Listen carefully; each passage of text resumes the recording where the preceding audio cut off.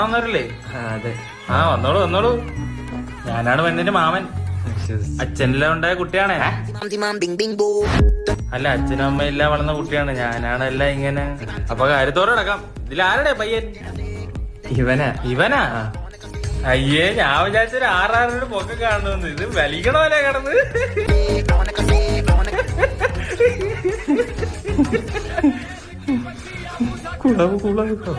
ഇതാണ് അങ്ങനെ ഇളയ മോൻ എന്നൊക്കെ പറയുന്നത്.